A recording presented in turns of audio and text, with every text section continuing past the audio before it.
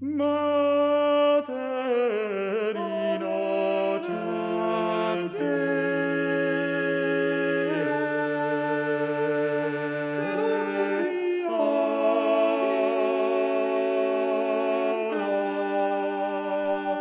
Venus adilis rosa pudici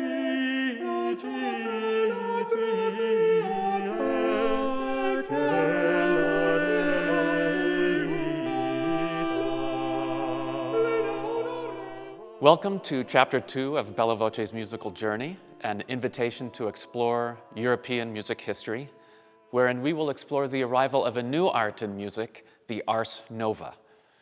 In Chapter 1, we investigated the development of music as an oral tradition and how that gradually transformed into one of musical notation in the Middle Ages, leading up to the achievements of individual composition and polyphony in the 13th century at the School of Notre Dame in Paris. This style and body of work came to be known as the ars antiqua.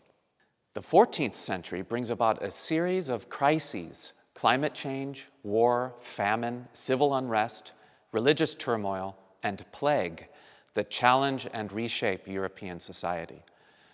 These crises that shape the late Middle Ages create a crucible for intellectual and artistic change and the forging of new art in visual, literary, and musical expression that we will explore in this chapter. In the world of ancient Europe, artists had over time developed increasingly naturalistic forms of representation in painting and sculpture. Deeply observing nature, animal forms, and human forms, artists cast human stories and human emotions eloquently in their art.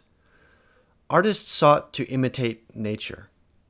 Heroes and gods took human form with naturalistic posture, expression, and gesture. In the final centuries of the Roman Empire, this naturalism faded. Many forces and traditions contributed to this change, including the beautiful, abstract, and patterned creations of Celtic, Germanic, and Islamic art. For our purposes, it is particularly useful to understand the strong influence of Byzantine art. Byzantium, which survived as the capital of the Eastern Roman Empire until the 15th century, strongly influenced Christian art throughout the Middle Ages.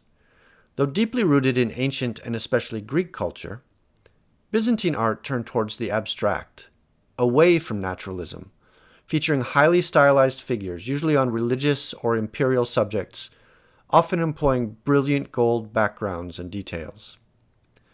From the mosaics of early churches through master painters of the 13th century, Byzantine art influenced artistic expression. In Christian churches and cathedrals of the Middle Ages, iconic, stylized images, in concert with the music, liturgy, lighting, and incense, helped focus the mind's eye on the worship of God in the presence of eternity, and encouraged believers to see beyond the details of nature into the mystery of the divine. We have seen how ritual in the Middle Ages shaped song and architecture, culminating in the great, encyclopedic Gothic cathedrals of the 12th century and beyond, such as Chartres. Already at Chartres, a new current was taking shape in the arts. Inspired by a renewed interest in antiquity and increasing access to ancient texts, as well as by the humanistic tenets of the Franciscan order, artists sought to imitate nature and tell human stories. In the 12th century, great artists such as Cimabue and Duccio were already innovating within the Byzantine style, and their work strongly influenced the younger Giotto. The year 1305 marked a great milestone in the return of a human narrative and naturalistic expression to the visual arts in Europe. That year, in a small, unassuming chapel in the northern Italian city of Padua, the artist Giotto completed his epic cycle of frescoes that gave new shape, form, and dimension to biblical stories, with profoundly moving representations as human stories. Giotto's frescoes flow with the blood of human experience and emotion. Characters with weight and substance move through 3 dimensions and suffer profoundly human emotions: love, loss, joy, wonder, grief. The entire chapel preserves to this day Giotto's work. All the walls and ceiling are decorated with his depictions of the life of Jesus and the life of St. Anne, the Last Judgment, and the elegant, starry sky overhead. Please check out our program booklet linked in the comments below for interesting ways to explore further the beautiful artwork of Scrovegni Chapel.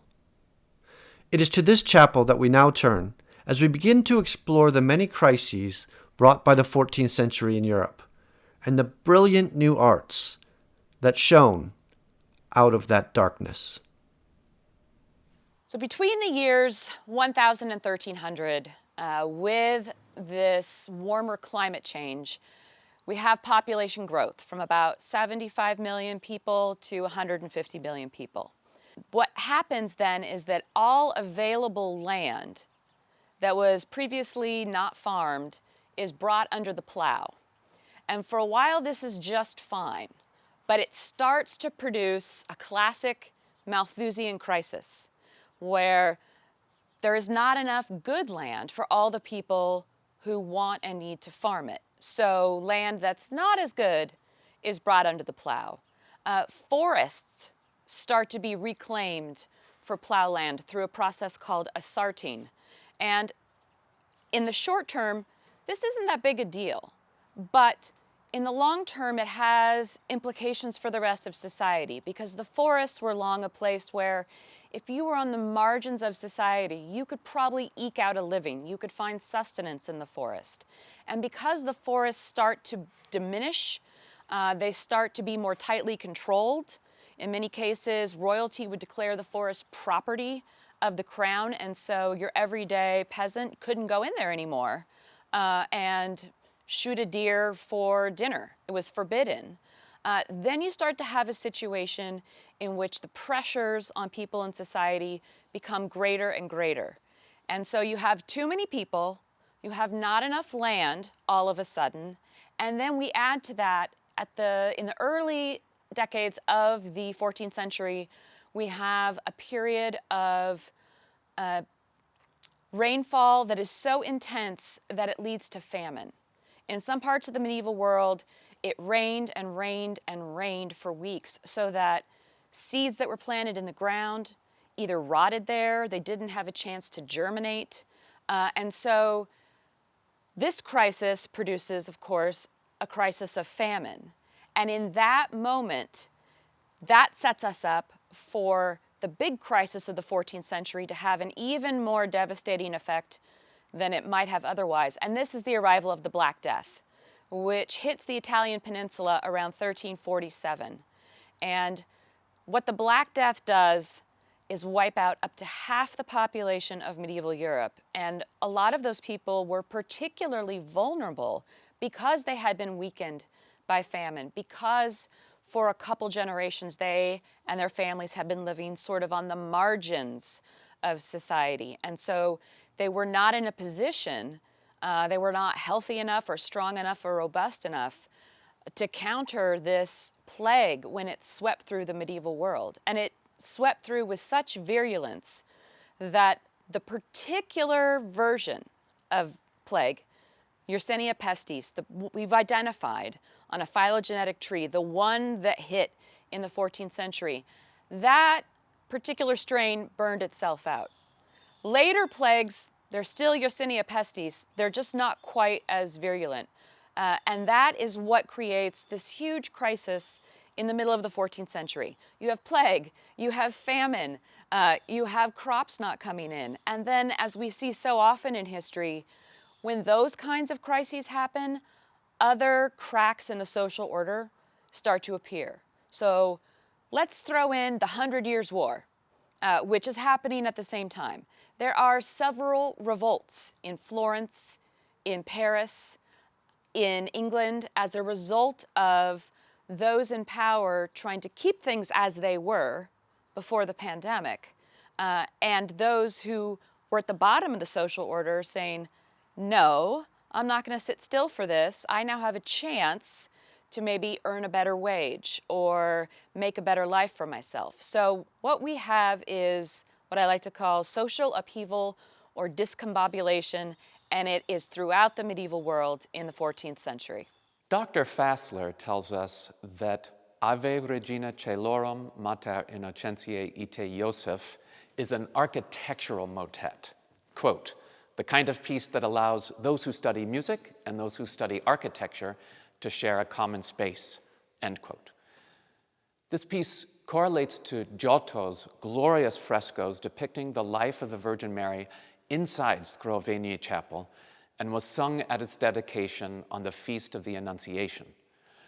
Giotto included his own portrait in the frescoes, and the composer Marchetto of Padua, gamely playing along, embedded his name in the motet by means of an acrostic.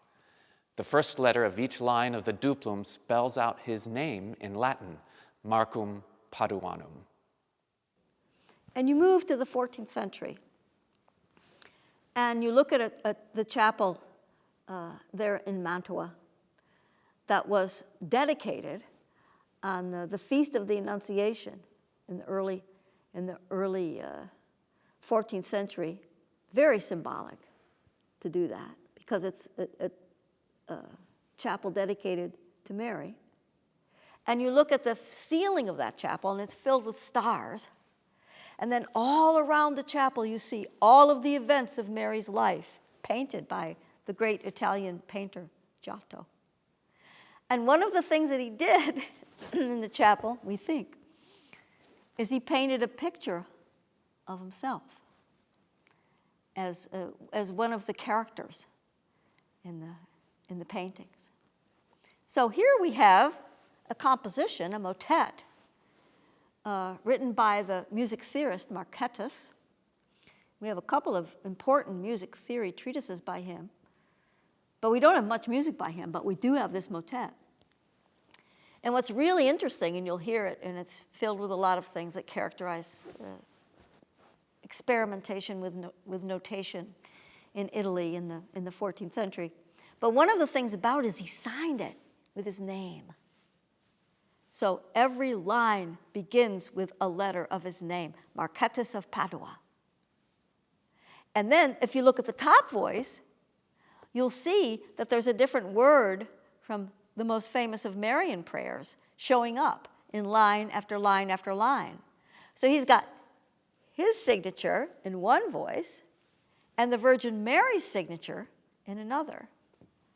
So just as Giotto put his picture in the paintings, Marchetto put his signature in the music that was written for the dedication of the chapel. So I don't know who one upped the other, but they both artists got themselves involved in the ceremony and in the art and in the music. Let's take a close look at what Dr. Fassler is describing here. You'll see that the motet is written for three voices. First, we have the tenor, which was untexted but is known to be a tune from a Marian Alleluia, which describes the Annunciation when Mary first learns from the angel Gabriel that she is with God's child. Though the tenor is slow-moving and likely would not have been immediately recognized for what it was, it nevertheless architecturally reinforces the Marian imagery in the text and the occasion for its dedication. Secondly, the duplum, which is the first independent voice above the tenor, carries the text wherein we get the acrostic of Marchetto's name. Thirdly, the triplum carries a text in which the first word of each couplet creates the famous Hail Mary prayer, Ave Maria, gratia plena, Dominus tecum, benedicta tu in mulieribus, et benedictus fructus ventris tui. Dr. Fassler also tells us that, quote, the work is interactive with the chapel for which it was written in other ways as well. The number of perfect longs in the motet, 39, is the same as the number of frescoes in the apse of the chapel, end quote. A perfect long is a unit of musical measurement with a ratio of 3:1, usually transcribed in today's notation as a dotted quarter note. An imperfect long would have a ratio of 2:1, or our present-day half note. This is a system where perfection is given a Trinitarian character. Let's now listen to Marchetto's motet, written for the dedication of Scrovegni Chapel in 1305. Imagine this beautiful space ornamented by Giotto's masterpiece, by beautiful, moving human narratives about the lives of Anne, Joachim, Mary, and Jesus. Imagine the wonder of encountering Giotto's new art for the first time at that dedication ceremony in 1305, brought to life by this haunting music. As you listen, be sure to follow along in the course booklet, linked in the comment section below. That will help you connect the words to the music and also show you the wordplay and signatures we've discussed in the duplum and triplum.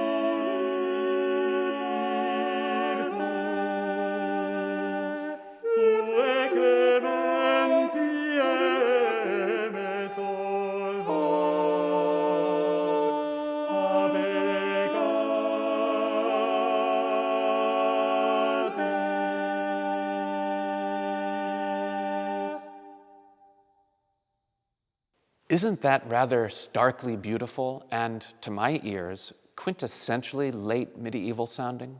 How would you describe that music? Can you relate to it, or does it sound like it comes from an almost alien culture?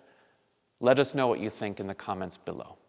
Another work that might be interesting to compare if you want to dig deeper on your own is Guillaume de Machaut's Okatus David, a charming piece thought to have been written for the coronation of Charles V of France in Reims Cathedral in 1364. The contrast gives an interesting look at occasional music from both Southern and Northern Europe in the 14th century. These works are interesting reminders of the performative and contextual power of music and how music is often connected to architecture and ceremony. More information, including recommended reading and a link to a performance, is available in our course booklet linked in the comments section below. I hope you've enjoyed this episode and exploring this fascinating architectural motet that leads us into the new art of the 14th century. Advances in musical notation and theory have created a new sound in Italy that we haven't heard before. Next time, we'll be following that thread as the Ars Nova emerges in music and we'll be examining the cultural context through the work of Dante Alighieri and a fascinating work called the Roman de Fauvel. Please join us. Finally, you can support us by liking this video, sharing it with friends, and leaving comments below. We love to hear from you. These simple actions help us reach new audience and continue our work. See you next time.